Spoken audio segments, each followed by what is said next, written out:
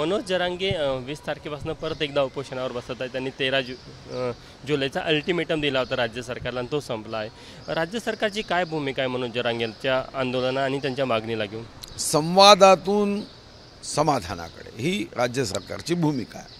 शेवटी महाराष्ट्राचे मुख्यमंत्री असतील किंवा महाराष्ट्राचे आमचे दोन्ही उपमुख्यमंत्री, आज महाराष्ट्राचं आर्थिक स्वप्न आहे, संकल्प आहे $1 ट्रिलियन इकॉनॉमीचा. तर शेवटी राज्यामध्ये सर्व जाती समूहाला सोबत घेऊनच हे साध्य करायचं आहे.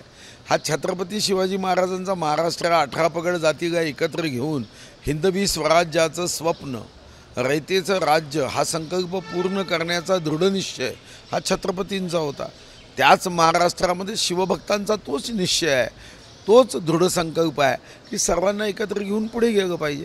आणि यासाठी संवादातून समाधानाकडे ज्यांना ज्या ज्या गोष्टीच्या संदर्भामध्ये सरकारकडून अपेक्षा आहे त्यांच्या अपेक्षा योग्य मार्गाने समाधानातून संवादातून पूर्ण करायच्या या दृष्टीने माननीय मुख्यमंत्री आणि उपमुख्यमंत्री प्रयत्न करतात. म्हटलं प्रश्न काल जरांगे असं बोलले की कुठेतरी देवेंद्र फडणवीस यांनाच मराठा समाजाच्या आरक्षणाचा विरोध आहे, तशी ते भूमिका घेत आहेत. मला वाटतं की गैरसमजातून ही भूमिका आहे, हाही गैरसमज लवकरच दूर होईल. एबीपी माझा, उघडा डोळे बघा नीट.